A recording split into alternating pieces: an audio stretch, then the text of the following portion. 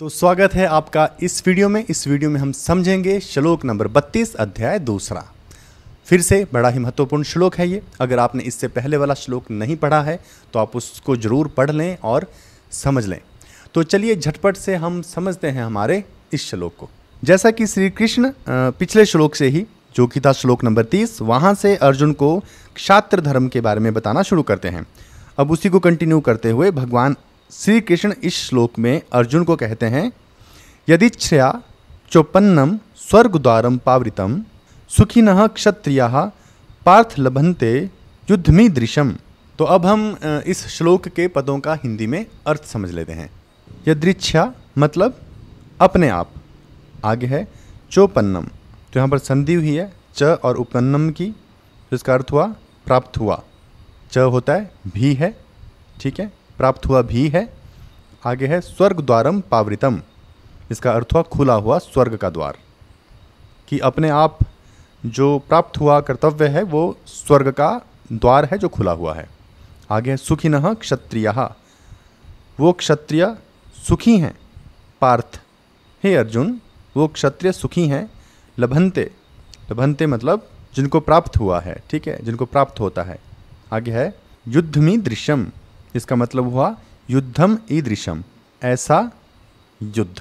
तो इसका अर्थ हुआ कि वे क्षत्रिय सुखी हैं अर्जुन, जिनको ऐसा युद्ध प्राप्त होता है। ये जो श्लोक है इसकी व्याख्या हमने पिछले श्लोक में भी स्पष्ट की थी। एक बार फिर से इसको हम यहाँ पर जल्दी से समझते हैं। कृष्ण कह रहे हैं कि जब भी तुम अपने कर्तव्य का पालन करते हो, और कौन सा कर्तव्य, जो तुमको अपने आप प्राप्त हुआ है। जैसा कि हमने पिछले श्लोक में भी समझा, मैंने स्पष्ट किया था कि पांडवों ने वनवास काटने के बाद जब दुर्योधन को कहा कि भैया हमें हमारा राज्य दे दो, तो दुर्योधन मुकर गया कि मैं नहीं दूंगा तुमको, जो करना है कर लो। तो कई बार प्रयास किया गया, ठीक है, शांति के संदेश भेजे गए, संधि करने का प्रयास किया गया कि भैया मान जाओ, कुछ दे दो। कृष्ण ने कहा कि भैया 5 गांव ही दे दो, कुछ नहीं देना तो। तब भी दुर्योधन ने कहा कि मैं तो तुमको दूंगा ही नहीं, मैं तो सुई जितनी जमीन तुमको नहीं दूंगा।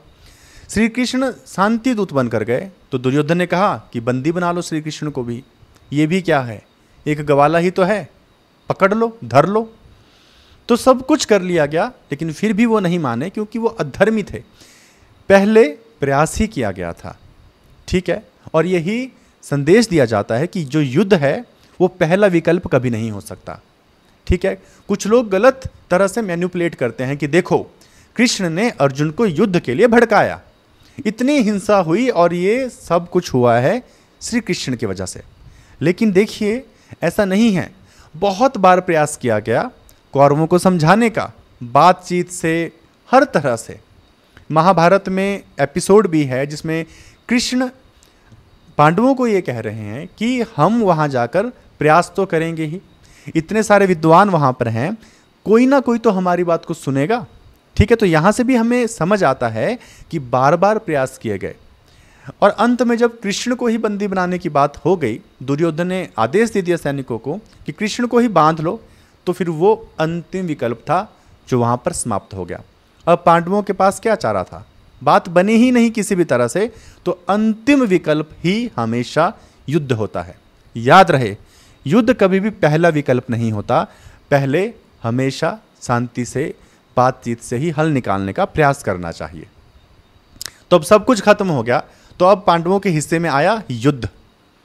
तो जो अपने आप प्राप्त हुआ, युद्ध का चुनाव पांडवों ने नहीं किया था, ये उनको बस मिल गया, तो इसलिए ये उनका कर्तव्य बन गया। और पांडव खुद को क्षत्रिय कहते थे, तो क्षत्रियों का धर्म क्या था, युद्ध करना। और युद्ध भी अपने अहंकार को पुष्ट करने के लिए नहीं हो रहा था कि पांडव अपनी गरिमा को बढ़ाने के लिए या पूरी दुनिया पर राज करने के लिए युद्ध करना चाहते थे, ऐसा भी नहीं है। उनको मिल गया ना। कई बार हम ऐसी सिचुएशन में फंस जाते हैं कि हमारे पास अब कोई विकल्प नहीं बचता, तो पांडवों के साथ भी ऐसा ही हुआ, उनको युद्ध अपने आप प्राप्त हो गया। तो कृष्ण कह रहे हैं कि तुम्हें ये जो युद्ध प्राप्त हुआ है, जो अपने आप प्राप्त हुआ है, ये स्वर्ग का खुला हुआ द्वार है। देखिए कितनी बड़ी बात यहाँ भगवान श्री कृष्ण समझा रहे हैं कि ये मुक्ति का मार्ग है। स्वर्ग का खुला हुआ द्वार का तात्पर्य यहाँ पर ये नहीं है कि स्वर्ग जाना है और ऐश मारनी है, जाके गुलछर्रे उड़ाने हैं, भोग करना है, ऐसा नहीं है। इसका मतलब ये है कि ये मुक्ति का द्वार है, स्वर्ग का द्वार यहाँ पर एक संकेत है, ठीक है, कि मुक्ति का द्वार है। और जब कोई व्यक्ति मुक्त हो जाता है तो फिर वो आनंद में रहता है, ठीक है। इसलिए यहाँ पर स्वर्ग की गरिमा दी गई है, ठीक है। जो आदमी मुक्त हो गया फिर वो तो धरती पे भी अगर जीवन जी रहा है तो स्वर्ग में ही जी रहा है, ठीक है। तो अपने आप प्राप्त हुआ कर्तव्य मुक्ति का द्वार है, स्वर्ग का द्वार है।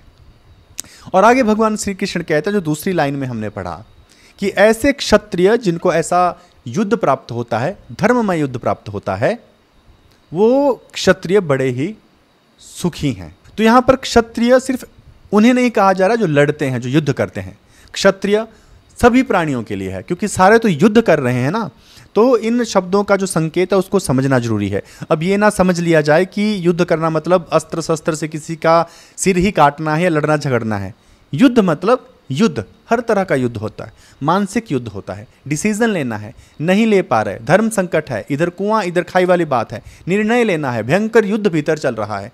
कई बार डॉक्टर के सामने ऐसी परिस्थिति आ जाती है, मरीज की हालत ऐसी होती है कि डॉक्टर को नहीं समझ में आता क्या करें, करें या ना करें। एक युद्ध है ना, युद्ध भीतर चल रहा है ना, तो डॉक्टर को क्या करना चाहिए? उसको वही करना चाहिए जो उसका उस समय उसको कर्तव्य लगता है, और उसकी आत्मा भी उसको स्वीकार करती है कि हाँ ये मेरा कर्तव्य है और मुझे इसको करना है। तो ये सबकी बात है। हम सबके जीवन में कोई भी स्थिति ऐसी आती है जहाँ हमें निर्णय लेना है और हमारे लिए मुश्किल है, ठीक है, हमें बड़ा ही द्वंद्व यहाँ पर करना पड़ रहा है, तो वही युद्ध है। किसी भी प्रकार का हो, युद्ध युद्ध होता है, ठीक है। तो हमें जब भी कोई युद्ध प्राप्त होता है, ठीक है, धर्ममय, यहाँ पर महत्वपूर्ण है धर्ममय। ऐसा नहीं है कि हम अपने स्वार्थों की पूर्ति करने के लिए कोई काम कर रहे हैं तो वो फिर पाप होगा, वो स्वर्ग का द्वार नहीं नर्क का द्वार माना जाएगा। तो इस बात का हमें पता होना चाहिए कि धर्म क्या है और अधर्म क्या है। और ये ज्ञान भी हमें कहाँ से मिलता है? गीता से ही मिलता है। भगवान श्री कृष्ण यही तो समझा रहे हैं कि क्या धर्म है और क्या अधर्म है। जैसे जैसे हम पढ़ते जाएंगे हमें इस बात का भी बोध होता जाएगा कि क्या कर्तव्य है और क्या कर्तव्य नहीं है। यही समझ लेना कि क्या करना है क्या नहीं करना है, यही बोध है। क्या करना है वो धर्म है, क्या नहीं करना है वो अधर्म है। बड़ी छोटी सी बात है, लेकिन इसी को समझने में पूरा जीवन निकल जाता है। कुछ लोग समझने का प्रयास करते हैं, कुछ लोग बेहोशी में ही जीवन समाप्त कर देते हैं। उनको कभी समझ ही नहीं आता कि धर्म क्या है और अधर्म क्या है। तो उम्मीद करता हूँ आपको ये श्लोक समझ आ गया होगा, इसका मतलब समझ आ गया होगा। तो अब हम मिलेंगे हमारे अगले वीडियो में अगले श्लोक के साथ। तब तक के लिए आप अपना ख्याल रखिए।